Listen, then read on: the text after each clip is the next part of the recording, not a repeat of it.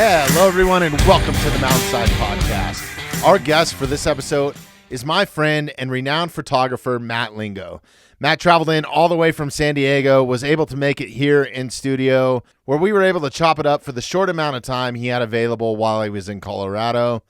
I thoroughly enjoyed this conversation. I was able to grill Matt on a ton of photography questions, how he got started in his career, and much more.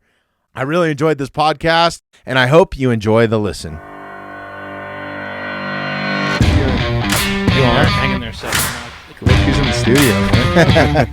There we go. I'm stoked on this one. So I'm excited to talk. How long did it take to build all this? You know, it's kind of like a work in progress. Like, we started with just one camera. About the only thing that's the same is our audio recorder.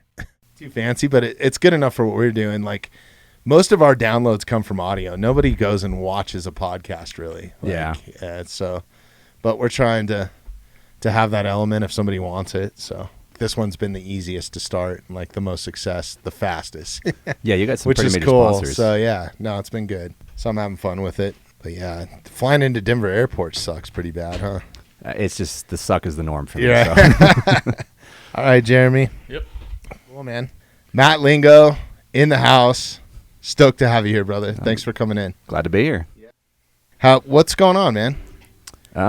Usual, just working away. Just came in from Salt Lake, shooting some stuff with Ken Block, and out here with Clandestine for a few projects. Yeah. What do you think of Colorado? I you love spent it. time here? Yeah, it's beautiful.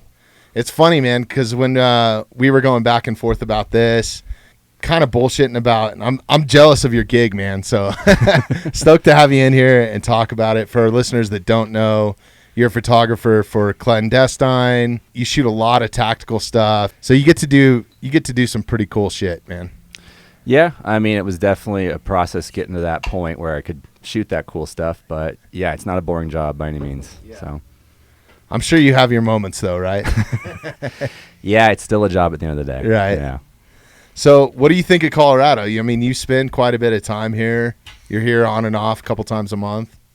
Yeah, trying to eventually make the move out here. I mean, Luke just won't leave me alone. He keeps bringing me out every month doing clandestine stuff, and I brought my boy out a couple of times. He likes it as well, so hopefully someday I end up out here. Yeah, that would be awesome, man. Is there a particular spot that you're at all the time, or are you guys all over the place? We're all over the state. All over. I mean, usually around Denver, but I mean, we'll do those multi-state trips where we'll just be driving across into New Mexico and Utah. And yeah.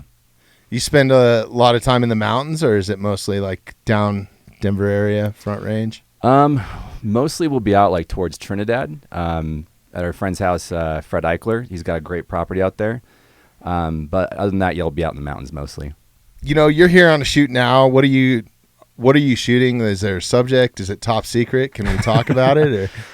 It's for just one of our clients, Maxim. They make these cool little collapsible rifles. Just going to kind of make a video for them to kind of show off. So pretty quick, easy shoot. So yeah, like I was mentioning before, you shoot for a bunch of badass companies, Half Face Blades, KBD, Clandestine. Do you shoot for Monster? Is that the connection with Ken Block, or is it just for him specifically? I was at DC Shoes as their BMX photographer, and they started giving me some rally car shoots. And then when I stopped Action Sports, it had been maybe after like 10 years, his guy in charge of marketing, Mike Allen, hit me up and was like, hey, come back out, shoot rally stuff again. So been doing a little bit more work with him, which is always fun. That's awesome. A lot of the companies that you shoot for provide tactical equipment, whether it's vests or helmets or rifles. I mean, you must have a badass kit in your closet at home for being a civilian. Unfortunately, it's not in the closet. So my living room is a studio, and I'll have friends come over. I haven't seen since high school, and they're just like, is that a rocket launcher in the corner of your living room? I'm like, yeah. So there's a pretty big pile of helmets and kits and everything. Wait, I'm a BMX guy, so who were you shooting for BMX? Just for BMX DC stuff. Shoes. Oh, just for DC? Yeah. So was that Dave Mira? When I was working BMX and Mira was there, he was doing more rally car stuff, so I got to shoot him up like in Portland with the rally car. He was a great guy. I got to hang out with him a bunch. I met him at Woodward when I was a kid. Nice. He was super cool. Yeah, the one over in Tehachapi? No, State College back in PA. Oh, perfect. Yeah. I mean, this is like way back. Like I was a little kid and I couldn't believe that I was talking to him, and he was just like, "Yo, you guys are awesome," and he shaved my buddy's head. It was super cool. So, but yeah, that was the bummer of all bummers. Definitely. Yeah, that one hit hard. Yeah. That was definitely a rough one for sure, especially for that whole community. And I have a really close friend that he rode the Ram race with, Mickey Diamond, and it was right around that same time, and it hit That was that hard. cross country thing? Yeah, it's like, you might have to look it up. I think that they do, like the team that Mickey and Dave were on, there's 2 other guys, and I think that they did the U.S. in like 7 days. Oh yeah, that's like California to New York. I remember or something. following It's that, and that just insane. destroyed those dudes. Yeah. Yeah. And there's guys that do it solo too, which is like a whole next level. But you shot kind of that race world for a little bit too, didn't you? Yeah, that was kind of the weird transition. Was I was shooting cycling, and then my friend Mike Allen, who was the VP of marketing at DC Shoes, was like, "Hey, come shoot BMX." I was like, "I don't know how to do that, but sure, we'll figure it out, I guess." So. Yeah. And I've shot a little bit of that stuff in the past, just a few little hand-me-down gigs that I've gotten, and that can be tricky because I never, like, as much as I rode BMX as a kid and thought I was a badass, there's all kinds of certain positioning that to shoot that the proper way, right? Like the bike, the handlebars might need to be turned Exactly. a certain way, or their tail whip might need to be fully turned out, or whatever it is. So that can be kind of tricky. And everybody does it differently. Everyone has their own style. Even if, Yeah. it comes to bar spins, some guys just send it, some guys pass it around, so you have to know the rider as well. But yeah, all those rules definitely make it a challenge. Yeah. How did you get started in photography?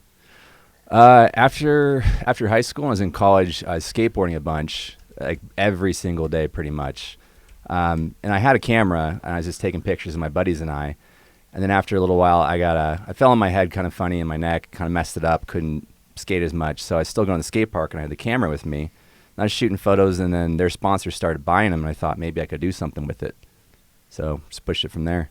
Wow. So it just kind of fell into it just from a hobby, and then it eventually, where did you transition like into that, I guess, going after it as a career?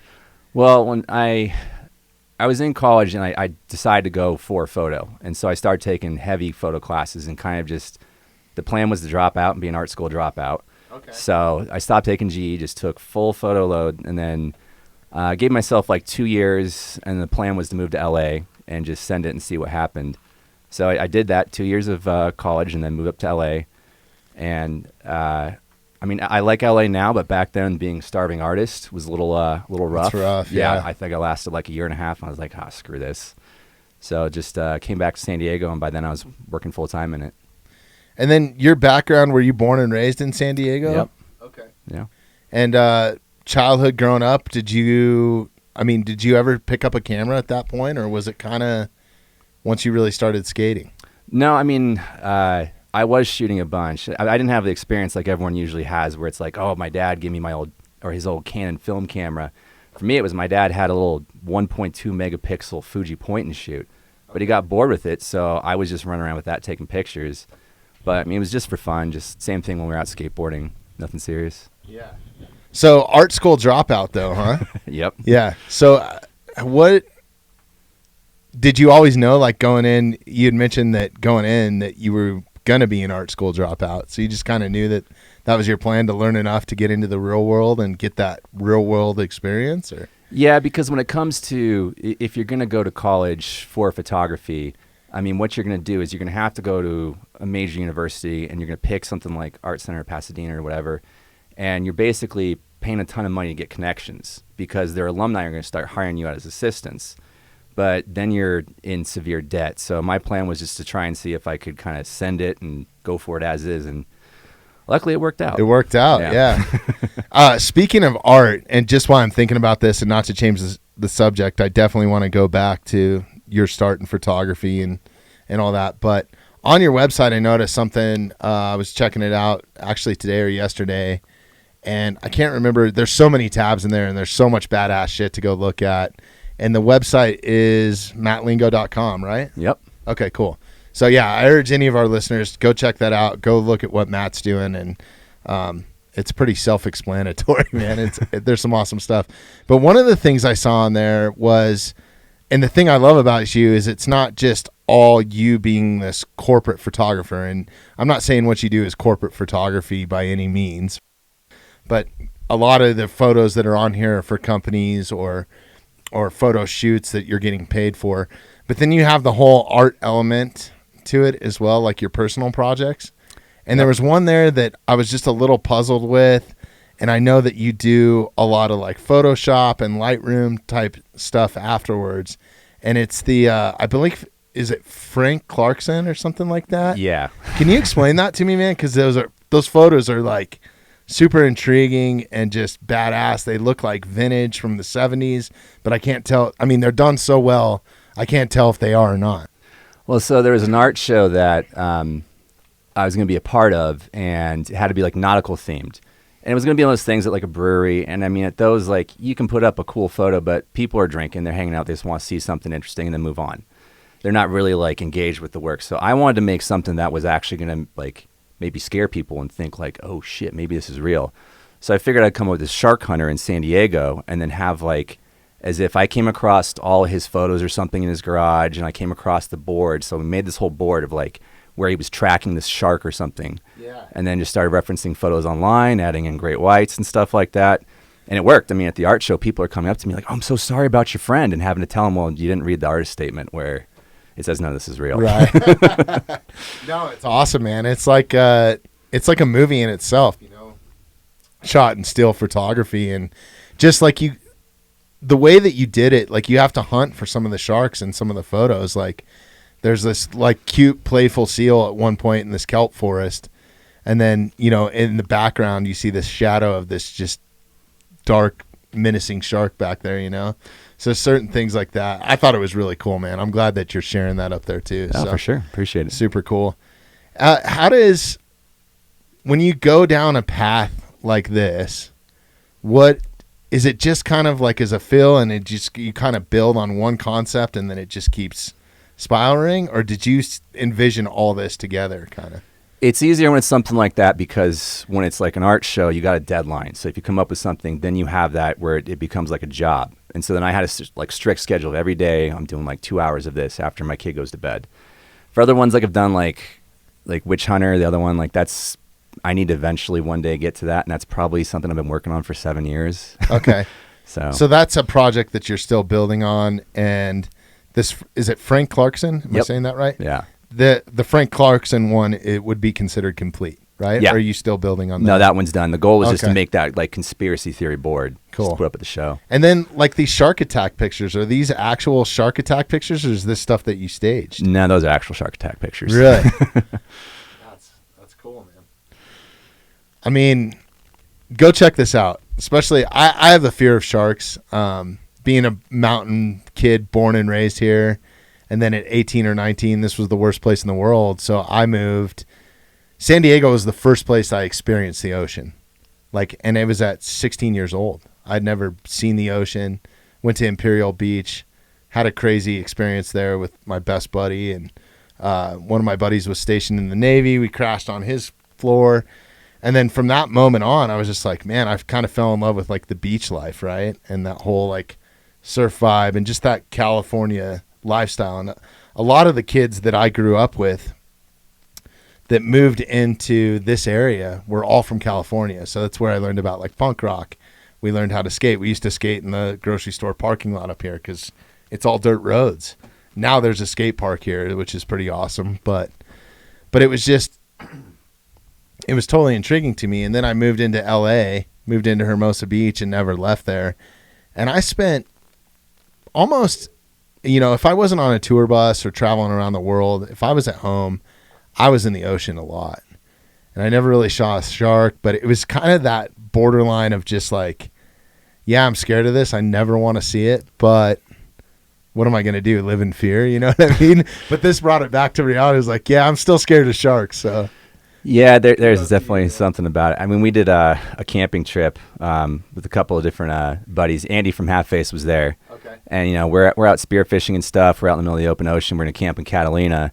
And I was thinking like, okay, like a big group of us, we're going to be fine. But then it seemed like everybody had a great white story and was like, couldn't we just talk about this after the trip, not worry about the jump in the water? It's like being on an airplane and talking about plane crashes. Exactly. Yeah. The whole time you're flying. Yeah. So cutting your teeth as a photographer, you started off in art school, and then what was that transition where you fell into like shooting for DC and then moved out of that into the tactical world? Can you kind of explain how it all kind of happened? So I was definitely struggling up in LA. I was shooting anything I could. So I would be shooting DNC list celebrities, like the guy who was the body double for Arnold in Terminator or something like that, or headshots of Nickelodeon kid stars, like anything I could do just to keep moving. And I wasn't happy with it.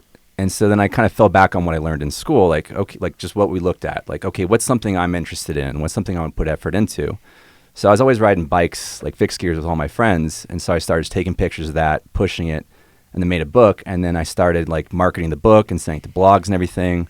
And that caught the traction then. And that's when DC first approached me and seeing the book, thinking like, okay, this is a drastically different outlook than what BMX is used to. Let's shake things up. But that, like I said, that was also kind of a jump. Like, I don't know how to shoot this stuff at all, guys.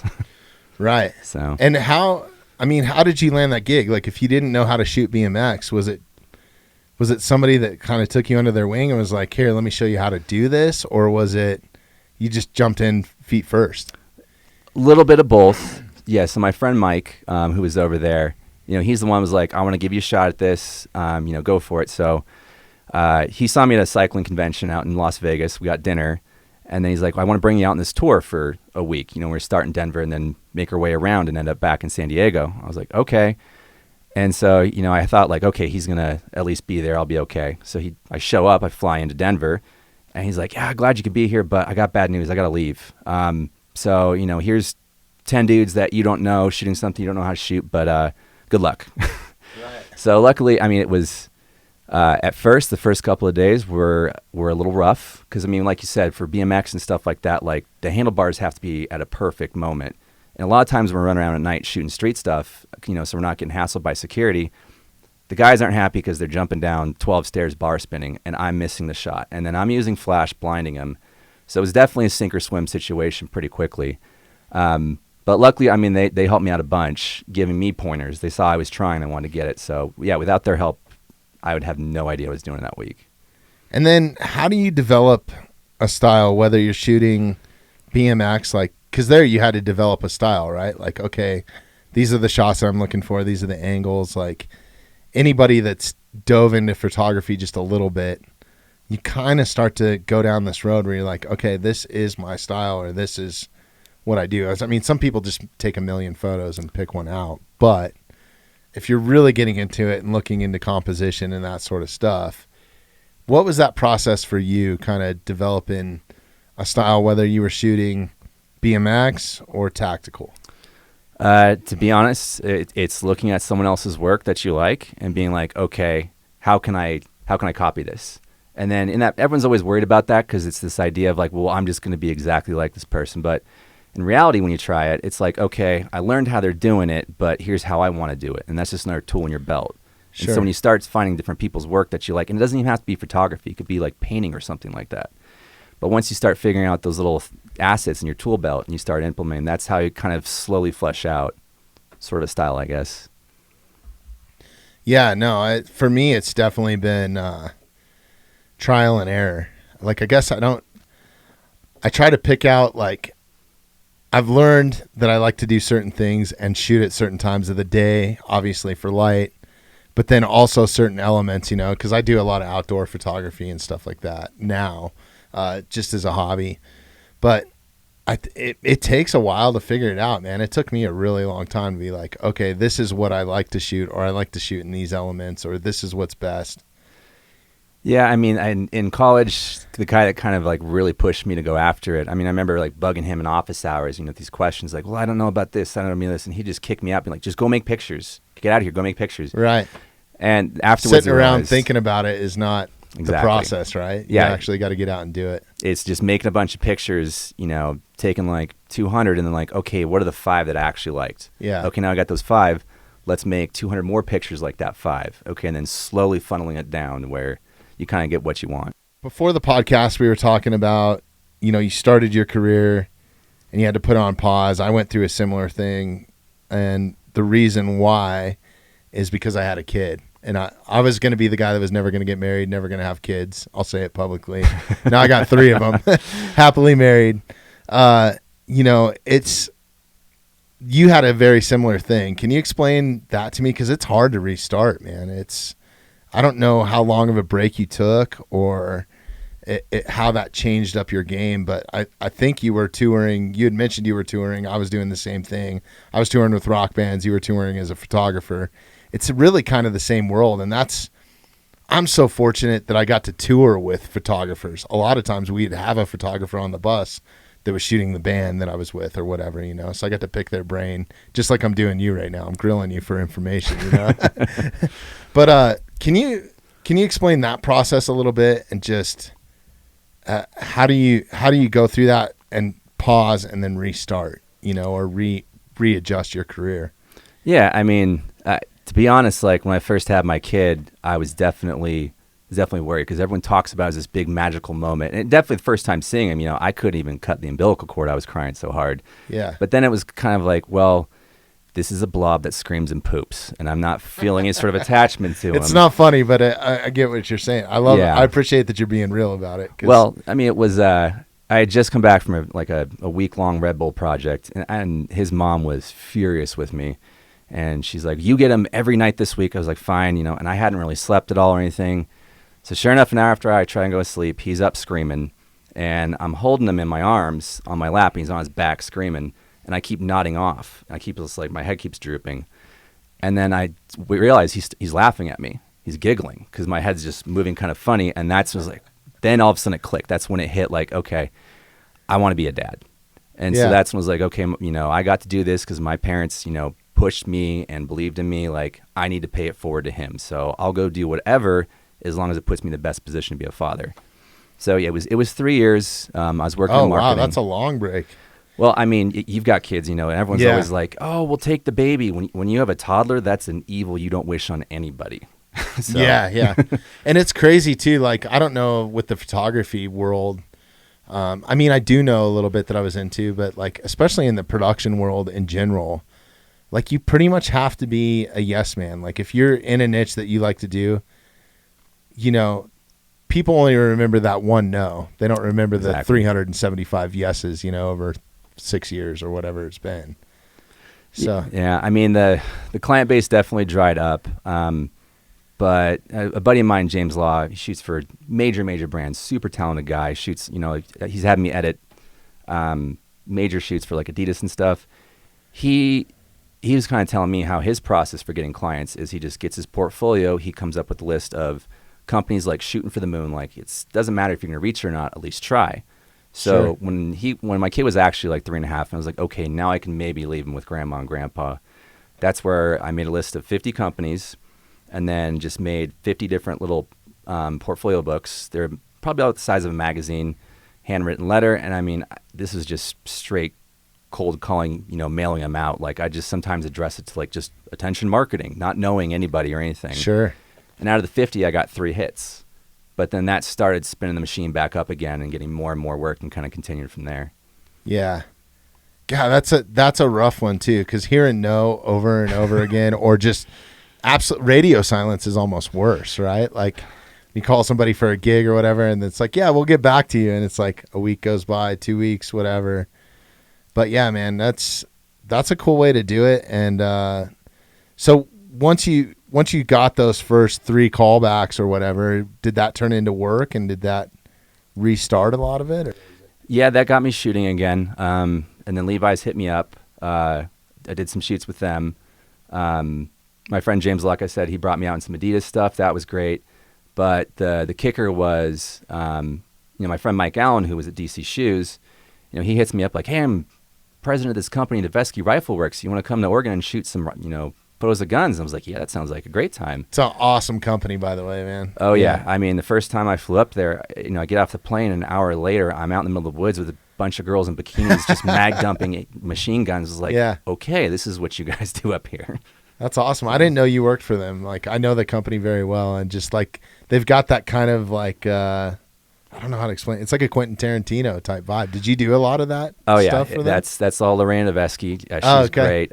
She's like obsessed with Wes Anderson. So that was her thing, was when she's running marketing for it. She doesn't subscribe to all these ideas of like, okay, it has to be this guy, you know, tattooed operator look. It's just whatever's interesting. And yeah, that's why those videos and photos do so well over there. And they build badass guns, man. Amazing like, they're guns. incredible. Yeah. And just all their other little just all the little parts and pieces and stuff and accessories that go to them. Yeah. They do a really good job all the way down to that. So definitely. Yeah, no, great company. I know this sounds kind of cliche, you know. The one reason why I am so passionate about photography is I feel that a photo really does last forever. Like I have photos that have been passed down to me through, like, photography has run in my family for a really long time. And I've had photos passed down to me. And one of the things I noticed on your website is you photograph your son a lot. You've made like some movie posters with him, just some awesome stuff. Incredible. What would you call that? It's like studio composites. Composites. Okay. Yeah. Yeah. And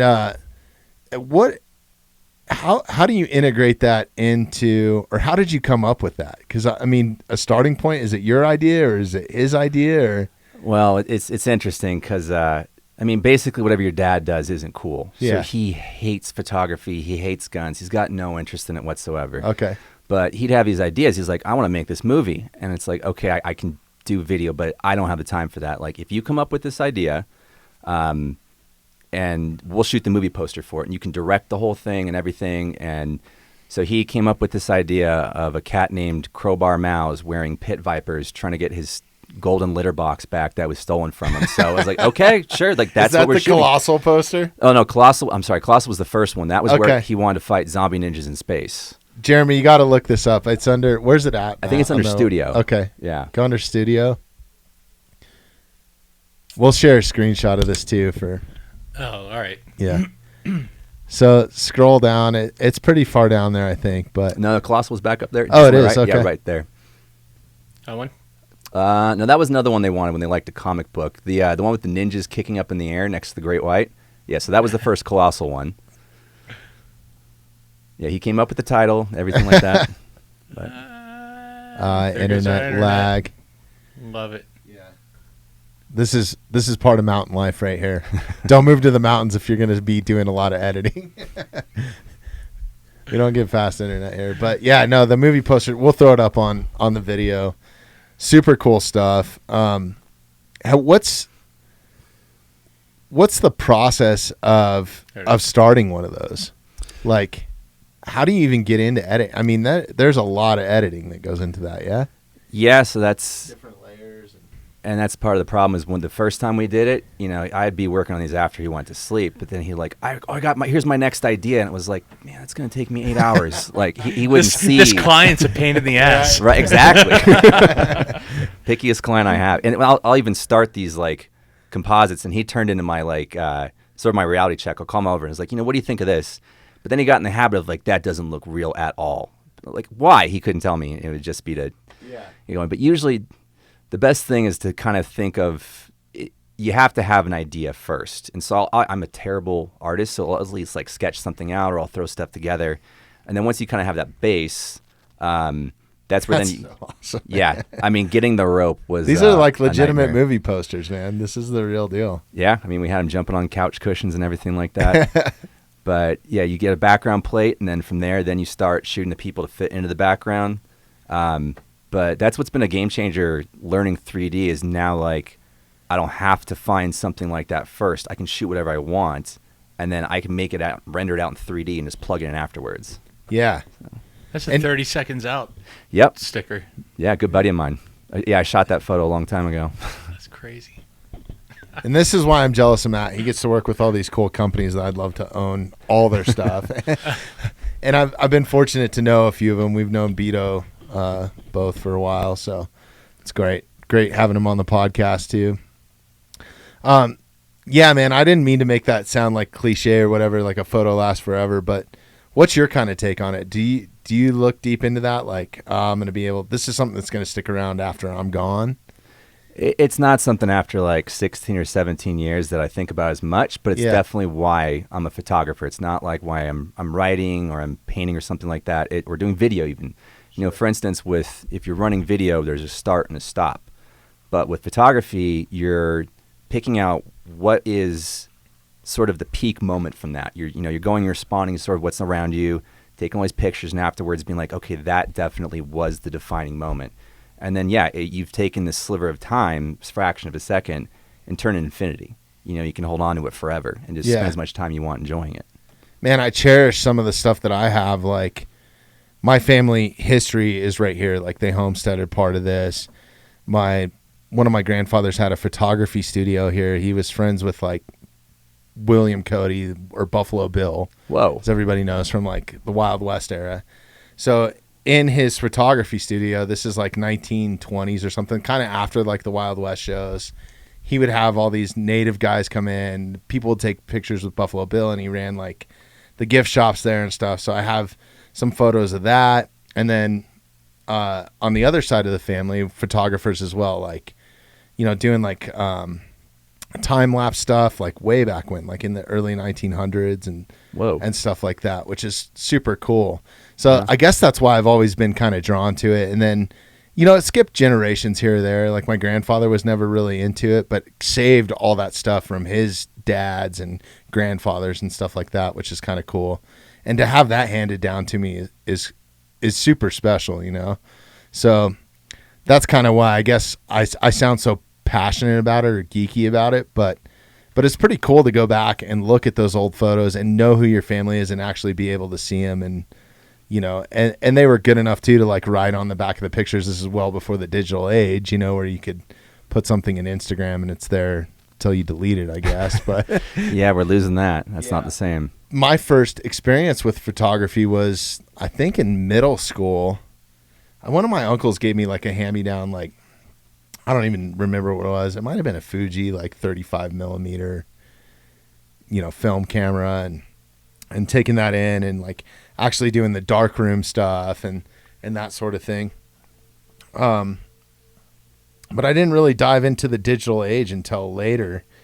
And I kept a lot of those same principles that you would keep, I guess, as shooting on film, because it's crazy. I shoot a lot of wildlife, and there's a bunch of photographers that go out. We know each other. We'll call each other at like 4:00 in the morning, like, hey, the elk are over here. Or there's a bear over here, which is kind of cool. But like some of these guys, I don't even know how they do it. I hate editing. I love taking photos. I love having an awesome picture, but like going through them and editing is like one of the most tedious things for me. But you'll hear those guys out there, and they're just, I mean, rapid fire. It's just, I'm like, I can't do that. I'm a bit more of like composition type of thing. So when it comes to an editing process and you doing it as a career, I mean, are you out there rapid firing stuff and then picking from there? I mean, it depends on the situation. Right. I mean, sometimes like if you're trying to get a casing coming out of a rifle, you're not going to get it. It's going to come out in different directions. Yeah. But in terms of the whole spray and pray, like you have to have some sort of intention with it. I mean, everything you talk about with films, I did a year working with in school large format cameras, so like what your granddad in the 1920s had. So you put the hood over your head, and thing looks like an accordion. You're looking at this glass plate, and everything's flipped upside down and backwards. I mean, you can only bring maybe 5 to 10 film holders with you, so you got 5 to 10 shots. Not to mention the money that it costs, right? You're talking like $50 a shot or something by the time you develop it. And when I was shooting color negative portrait, that was $14 a shot every time you hit the shutter. Wow. So there's a lot of pressure, and because of that, it then carries over to digital. You said, you keep those same principles. You have that. It's kind of like what there's a street photographer named Henry Cartier-Bresson, and he came up with this idea of the decisive moment, like where the planets and all these elements around you kind of line up, and and you hit the shutter. And having that sort of in the back of your mind is way more important, because how else are you supposed to know what a good photo is? Sure. When you're spraying and praying and looking through all those. Yeah.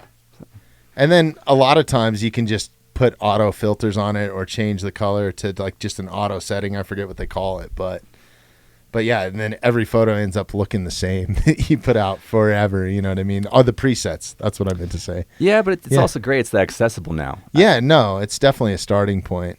Learning Lightroom has been a bit of a challenge for me, for sure. I'll just wait till I get to Photoshop. Yeah. One of the coolest things, I've dibble-dabbled in it a little bit, so that's why I really appreciate what you do. One of the things is I took a couple photography classes just from some old guys that have been shooting forever. And we went in, it was a DSLR class, and one of the things that he did is he put gaff tape over our display, and then the only thing that you could use was your light meter, and you only had like 38 photos. So it was to teach you composition, you know? Yeah. So that was kind of cool. But yeah, there's a ton of different avenues that you can go into now in the digital world and stuff like that. What's some of your gear? Like, what are you shooting on mostly? I mean, that's a big thing. There's so many different things. Like, what's in your kit?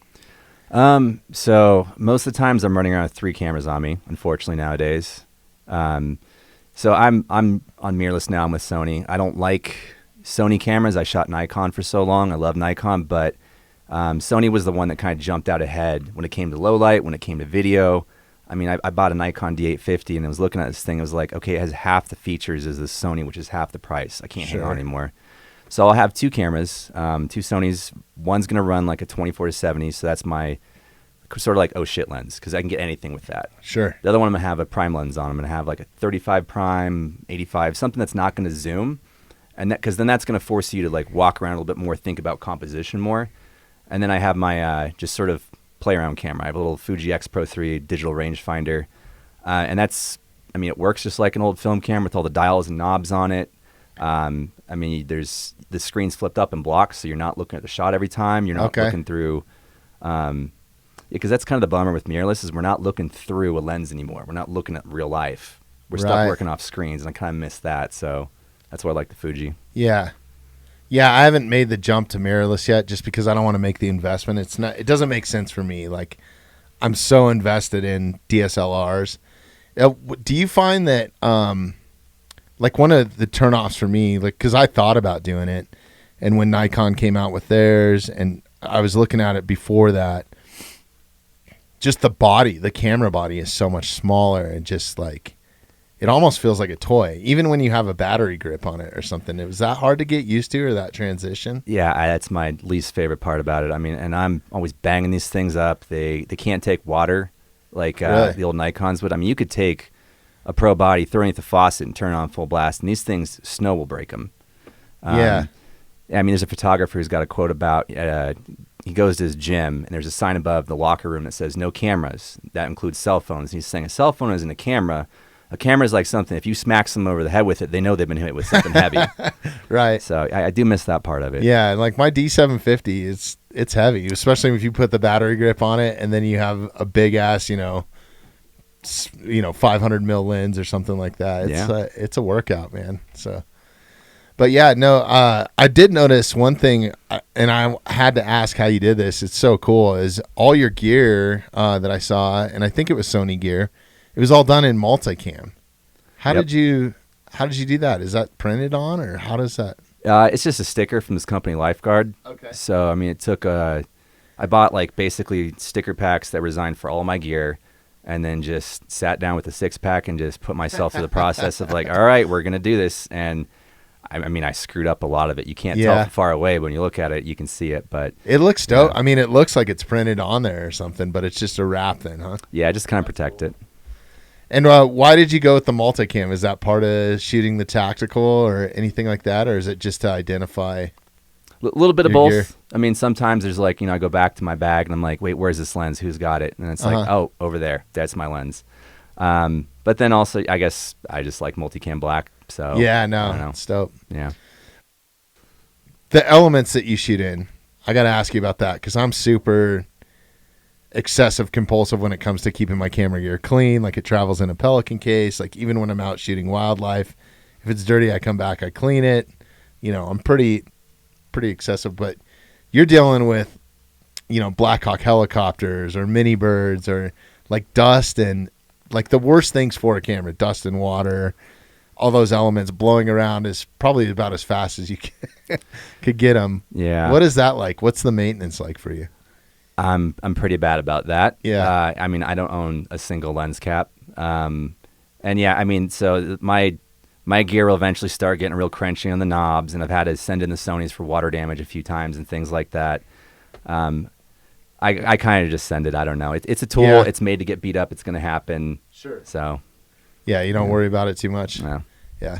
And then do you do any of that cleaning yourself, or is that something where you're just sending it to the factory and you have them go through it? For like dust and dials and knobs, you're not going to be able to fix that. You got to Yeah. send that off. But I mean, Is that a long process?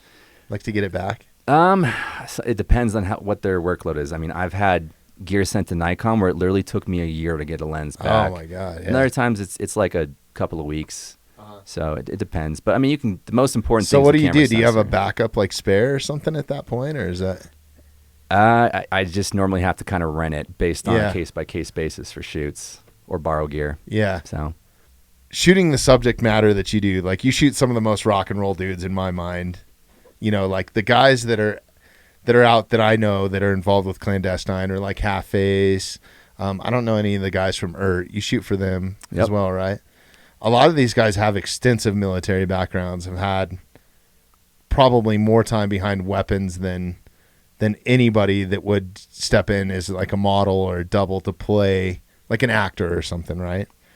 What do you think that there's something that goes with that? Because I found like one of the biggest things for me is trying to keep, when I'm shooting a subject or when I have in the past, is having some sort of like having actual people that do that to make it look the best that you can.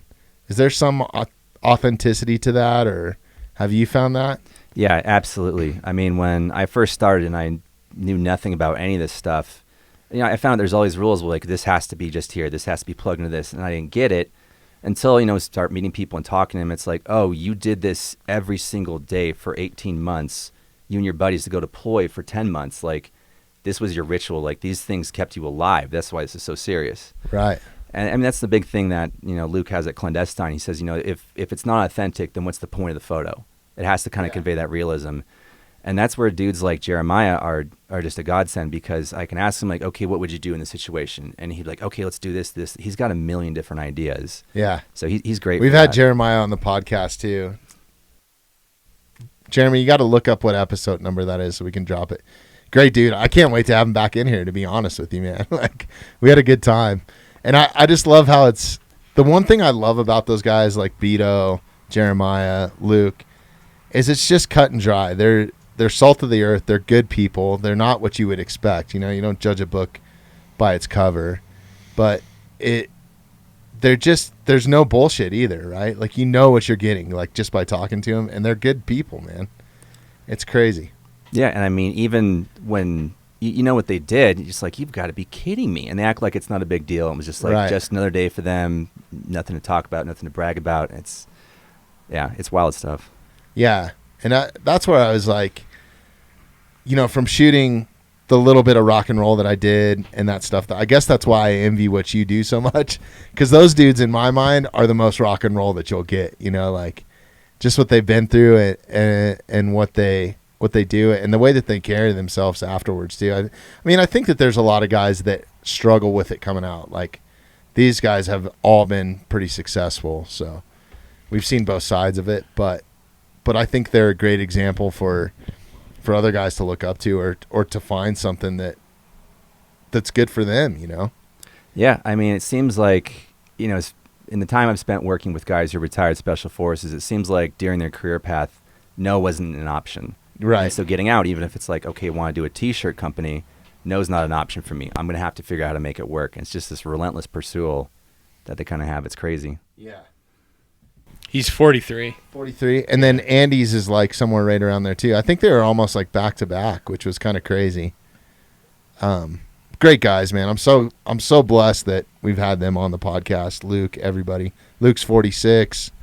These are all special operators, so if you want to go back and listen to those episodes, they're well worth the listen. There's some pretty incredible stories in there, and just it'll give you kind of a sense of who they are, in a sense. You know what I mean? Like There's no frills. There's no bullshit. And that's what we're trying to do here. So, when you're taking a photo, capturing a moment, what are you looking for in your subject? Are there certain things like, we were kind of talking about developing a style. How do you go through that process? That's kind of the biggest part of this is everyone thinks that you have a game plan and you know what you're doing, but in reality, you don't. You have to feel it out. Like, okay, let's try this. Let's see how this is going. You're going to go back and forth. You're going to kind of shoot every option and then start, even in that moment, start singling it out. Because that's half the time. Like when I'm giving other photographers, like, okay, here's how you might pose somebody. One of the things I say is if you can't let the model know that you have no idea what you're doing, so keep giving direction. Tell them like, oh, raise your chin. Just say something. Just kind of keep that going. And it just kind of shapes itself from there. It might be something that my biggest thing that I'll pick up on is it's the moment when you're not giving direction. When someone's fixing something or taking it easy, that's when you might see something like, oh, wait, hold that. So sometimes it's just taking a step back from trying to stranglehold the scene and sort of just let life be life. Yeah. And is there something that goes beyond that with subject matter? You know how we were talking about like authenticity? Like I totally get that portion of what you're explaining right there. But no matter what you're shooting, whether it's a landscape or I'm trying to think, I'm trying to explain this. I'm a big dumb guy trying to talk about stuff that I run through in my head, I guess. And I guess it's whether it's wildlife, like I can't control wildlife when I'm shooting it, right? Like, but I am looking for those moments. Is it just being attentive and just watching every moment until it gets to that point, or is it anticipating something a little bit? Is there some anticipation that comes into shooting what you shoot sometimes? It just kind of depends on the moment, I guess. If there's something in mind, it always helps definitely having a game plan going in. Other times it's that's the beauty part of photography is that you're just capturing life in front of you. So paying attention for those in-between moments as well, sort of. Yeah, I guess a lot of times too, I've captured stuff and I'm like, oh, that's cool. I should keep capturing that, So, exactly. Yeah. Are you into guns? Did you grow up around them, or you kind of said that you just kind of fell into it and you'd never really shot guys with guns, so you didn't know? Same sort of thing with BMX, but are guns something that you're into? Because you're around them all the time now. Yeah, that's definitely something like, my friends and I, we grew up camping and shooting guns and all that. And even in the DC Shoes days, we might be in tour and staying in a fancy hotel on Hollywood Boulevard, but then the next day we'd be out camping and building like little stick huts and everything and sleeping in the snow and shooting guns. So that's always something definitely I've been into. Do you shoot quite a bit, or? Surprisingly, everyone thinks I do since I'm always around guns, but I almost rarely get the chance to. Yeah, I shoot like once a year. Yeah. It's pretty sad. I'm not going to bring it up because Jeremy said we need to stop bringing it up because then we might get targeted. But because of how bad shots we are. Do you shoot a lot of motion? A lot of the stuff that you do is still. I've seen some of the stuff that you've done for Half Face and stuff like that. Do you do a lot of motion stuff? Just kind of out of necessity. As still cameras also became video cameras as well, all of a sudden there's this expectation, well, okay, if you do this, then you can do this as well, right? So if you don't have that in your tool belt and if you're not able to pull it out, then you're going to lose clients by not having that. So I did spend time learning that just because it makes it a lot easier for clients. It makes me easier to get jobs. But my goal was not to be great at it. My goal is to know just enough to be dangerous. I didn't want to be a jack of all trades. I still want to be a great photographer.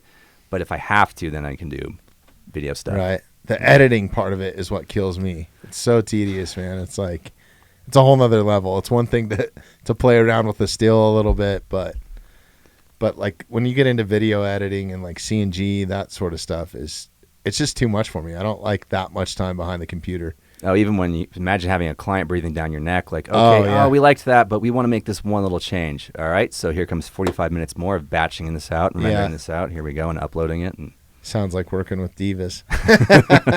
I did that for a long time. Like, you build this huge, elaborate, giant stage set with all these hydraulic lifts in it and shit, and it'd be like, can we take that and move it over here? Like, yeah, tomorrow or overnight, basically, is what it is, and then you can see it tomorrow. So So yeah, I definitely get that element of it.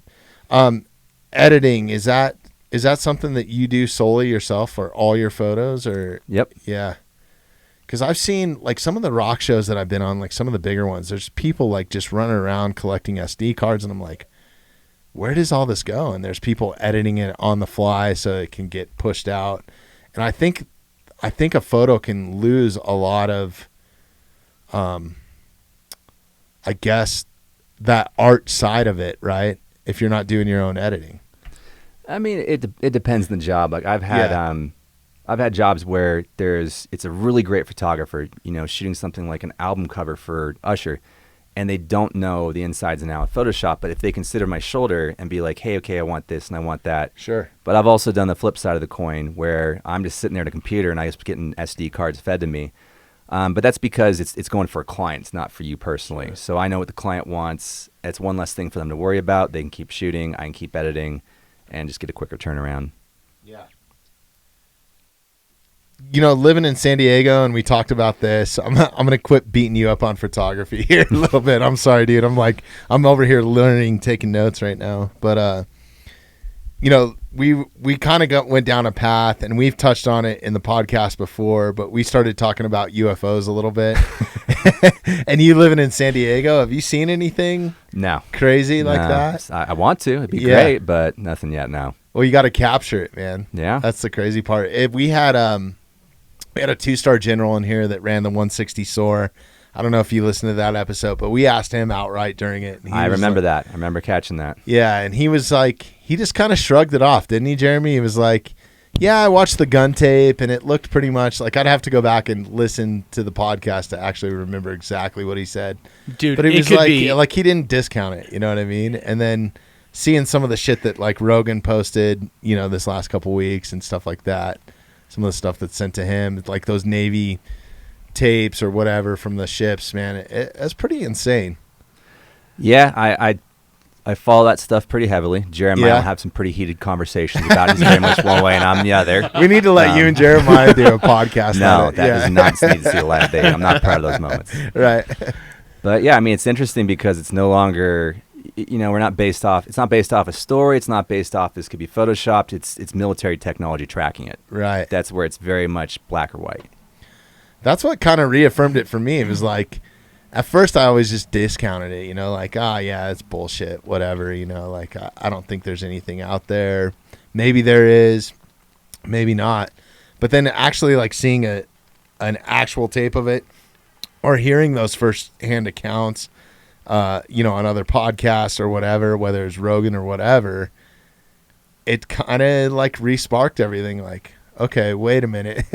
Is this shit for real, or like what's going on? So I just had to ask, somebody that pays attention to their surroundings, like being a photographer, I feel like you do that more than anybody, and then shooting with all those military guys. Have you heard any like crazy stories or anything like that?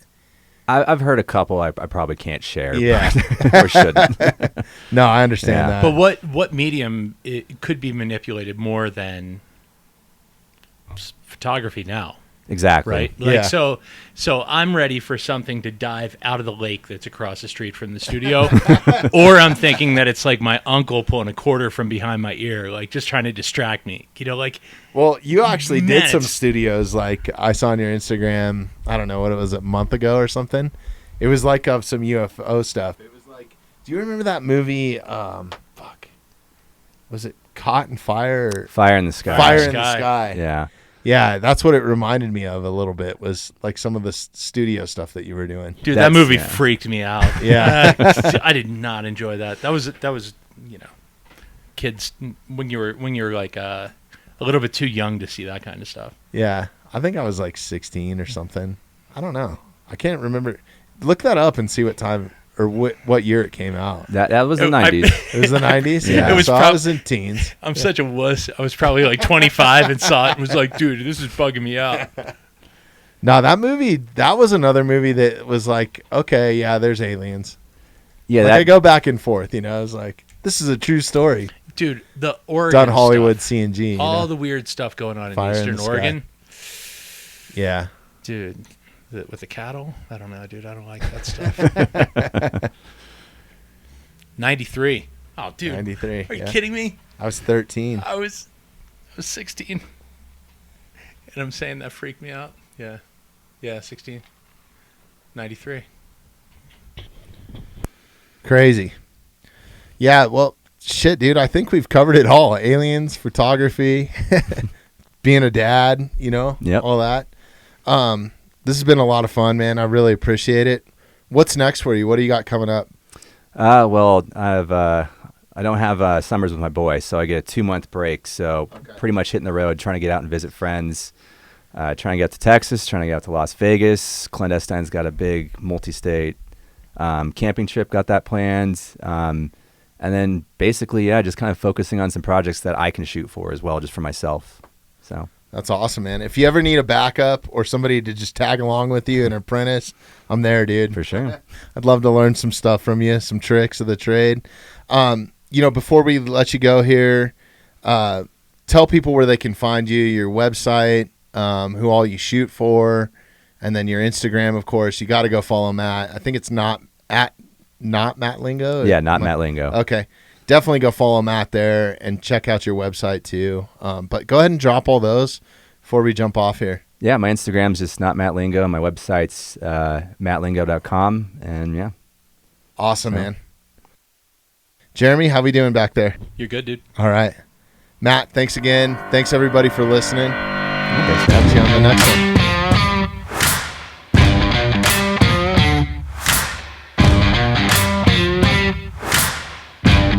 Thanks for listening to the Mountainside Podcast. If you haven't had a chance to do this already, please take a moment, follow, like, subscribe, or rate on whatever platform you catch the Mountainside Podcast at. Also, if you'd like some more information on upcoming episodes, safety tips, access to all of our affiliates, and all the badass discounts that we get here at the Mountainside Podcast, check out themountainsidepodcast.com. We wanted to let you know that the Mountainside Podcast is now available on Patreon. If you'd like access to bonus footage, behind-the-scenes content, ad-free listening, and much more, simply find the link in our bio or visit patreon.com/themountainside.